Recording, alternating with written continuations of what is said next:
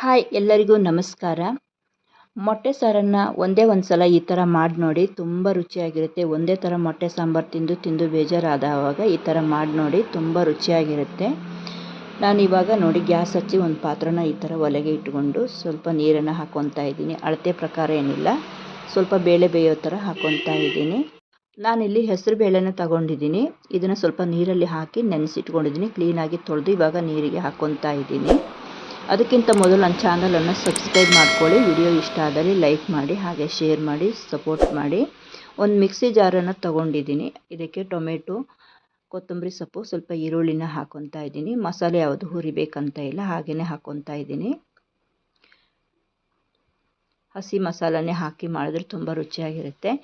ಸ್ವಲ್ಪ ಬೆಳ್ಳುಳ್ಳಿ, ಒಂಚೂರು ಶುಂಠಿ, 4 ಲವಂಗ ಮತ್ತು ಸ್ವಲ್ಪ ಸೋಂಪು, ಸ್ವಲ್ಪ ಚಕ್ಕೆನ ತಗೊಂಡಿದ್ದೀನಿ. ಸೋಂಪು ಅಂತೀವಲ್ಲ, ಬಡೆ ಸೊಪ್ಪು ಅಂತೀವಲ್ಲ, ಅದು ಬಡೆ ಸೊಪ್ಪು ನಾವು ಮೊಟ್ಟೆ ಸಾಂಬಾರು ಮಾಡಿದವಾಗ ಸ್ವಲ್ಪ ಗ್ಯಾಸ್ ಆಗುತ್ತೆ ಮೊಟ್ಟೆ ತಿಂದರೆ ಅಂತಾರಲ್ವ, ಅದಕ್ಕೆ ನಾನು ಸ್ವಲ್ಪ ಸೋಂಪನ್ನು ಹಾಕ್ಕೊಂಡಿದ್ದೀನಿ. ಸೋಂಪು ಬೇಕಂದರೆ ಹಾಕ್ಕೊಳ್ಳಿ, ಇಲ್ಲಾಂದರೆ ಸ್ಕಿಪ್ ಮಾಡ್ಬೋದು.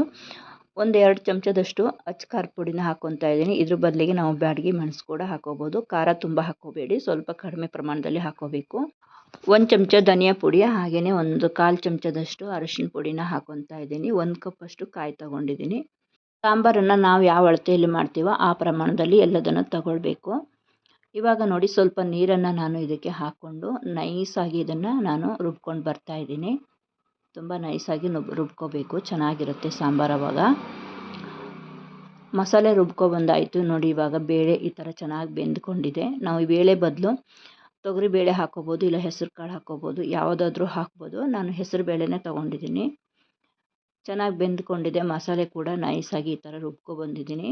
ಅದನ್ನ ಇವಾಗ ಇದಕ್ಕೆ ಹಾಕಿ ಮಿಕ್ಸ್ ಮಾಡ್ಕೊತಾ ಇದ್ದೀನಿ. ಸಾಂಬಾರು ಕೂಡ ತುಂಬ ದಪ್ಪ ಆಗಿ ಮಾಡ್ಕೋಬಾರ್ದು, ತುಂಬ ತೆಳುವಾಗಿ ಮಾಡ್ಕೋಬಾರ್ದು. ಸ್ವಲ್ಪ ಮಿಕ್ಸಿ ಜಾರನ್ನು ತೊಳೆದು ಈ ಥರ ಹಾಕ್ಕೊತಾ ಇದ್ದೀನಿ. ನೋಡಿ ಇವಾಗ ಮಿಕ್ಸ್ ಮಾಡಿ ನಿಮಗೆ ನಾನು ತೋರಿಸ್ತಾ ಇದ್ದೀನಿ. ತುಂಬ ದಪ್ಪ ಆಗಿದೆ ಇದು. ಇವಾಗ ಇದಕ್ಕೆ ನಾನು ಸ್ವಲ್ಪ ನೀರನ್ನು ಹಾಕ್ಕೋಬೇಕು. 1-2 ಗ್ಲಾಸಷ್ಟು ನೀರನ್ನು ಈ ಥರ ಹಾಕ್ಕೊತಾ ಇದ್ದೀನಿ. ಈ ಅಳತೆಯಲ್ಲಿ ಮಾಡಿಕೊಂಡ್ರೆ ತುಂಬ ಚೆನ್ನಾಗಿರುತ್ತೆ. ತುಂಬ ತೆಳುವೂ ಆಗಲ್ಲ, ತುಂಬ ದಪ್ಪನೂ ಆಗಲ್ಲ. ಈ ಅಳತೆಯಲ್ಲೇ ಮಾಡ್ಕೊಳ್ಬೇಕು. ಉಪ್ಪು ನೋಡಿ ಇವಾಗಲೇ ಹಾಕ್ಕೊತಾ ಇದ್ದೀನಿ. ಉಪ್ಪು ಮೊಟ್ಟೆ ಹಾಕಿದ ಮೇಲೆ ಹಾಕೋಕ್ಕೆ ಹೋಗಬಾರ್ದು. ಸಾಂಬಾರು ಕುದಿಬೇಕಾದ್ರೆ ಅದಕ್ಕೆ ಎಷ್ಟು ಬೇಕೋ ಅಷ್ಟು ಹಾಕಬೇಕು. ರುಚಿ ನೋಡಿ ನಾವು ಉಪ್ಪನ್ನು ಹಾಕ್ಕೋಬೇಕು. ನೋಡಿ ಇವಾಗ ಚೆನ್ನಾಗಿ ಕುದೀತಾ ಇದೆ. ಸಣ್ಣ ಇರಬೇಕು ಗ್ಯಾಸು, ಆಫ್ ಮಾಡ್ಕೋಬಾರ್ದು. ತುಂಬ ಸಣ್ಣದಾಗಿ ಇಟ್ಕೋಬೇಕು. ಇವಾಗ ನಮಗೆ ಎಷ್ಟು ಮೊಟ್ಟೆ ಬೇಕೋ ಅಷ್ಟು ಮೊಟ್ಟೆನ ಈ ಥರ ಎಲ್ಲ ಕಡೆನೂ ಹಾಕ್ತಾ ಬರಬೇಕು. ಸ್ವಲ್ಪ ಅಗಲವಾದ ಪಾತ್ರನ ತಗೊಳ್ಬೇಕು ಯಾವಾಗಲೂ ಮೊಟ್ಟೆ ಸಾಂಬಾರು ಮಾಡಬೇಕಾದ್ರೆ. ಈ ಥರ ಮಾಡಬೇಕಾದ್ರೆ ನೋಡಿ ಎಲ್ಲ ಕಡೆನೂ ಮೊಟ್ಟೆನ ಒಡೆದು ನಾನು ಹಾಕ್ಕೊಂಡಿದ್ದೀನಿ. ಒಂದು 5 ಮೊಟ್ಟೆನ ಹಾಕ್ಕೊಂಡಿದ್ದೀನಿ. ಗ್ಯಾಸನ್ನು ನಾವು ಸಣ್ಣ ಉರಿಯಲ್ಲಿ ಇಟ್ಕೊಳ್ಬೇಕು. ಮೊಟ್ಟೆ ಹಾಕೋ ಟೈಮಲ್ಲಿ ಈ ಥರ ಒಡೆದು ಹಾಕ್ಕೊಂಡಿದ್ದೀನಿ. ಒಂದು 5 ನಿಮಿಷ ಚೆನ್ನಾಗಿ ಈ ಥರ ಬಾಯಿ ಮುಚ್ಚಿ ನಾನು ಬೇಯಿಸ್ಕೊತಾ ಇದ್ದೀನಿ. ನೋಡಿ ಇವಾಗ ಈ ಥರ ಸಣ್ಣ ಉರಿಯಲ್ಲಿ ಬೇಯ್ಕೊತಾ ಇದೆ. ಇದು ಇವಾಗ ಈ ಥರ ಸ್ವಲ್ಪ ಈ ಥರ ನೋಡಿ ಸೌಟಲ್ಲಿ ನಾನು ಈ ಥರ ಬಿಡಿಸ್ಕೊತಾ ಇದ್ದೀನಿ. ನಾವು ಬೇಳೆ ಎಲ್ಲ ಹಾಕಿರ್ತೀವಲ್ಲ, ತಳ ಹಿಡಿಯೋ ಚಾನ್ಸಸ್ ಇರುತ್ತೆ. ಹಾಗಾಗಿ ಸ್ವಲ್ಪ ಈ ಥರ ಬಿಡಿಸ್ಕೊಂಡು ಮತ್ತೆ ಒಂದು 5 ನಿಮಿಷ ನಾನು ಬಾಯಿ ಮುಚ್ಚಿ ಈ ಥರ ಬೇಯಿಸ್ಕೊತಾ ಇದ್ದೀನಿ. ನೋಡಿ ಇವಾಗ ಚೆನ್ನಾಗಿ ಬೆಂದ್ಕೊಂಡಿದೆ.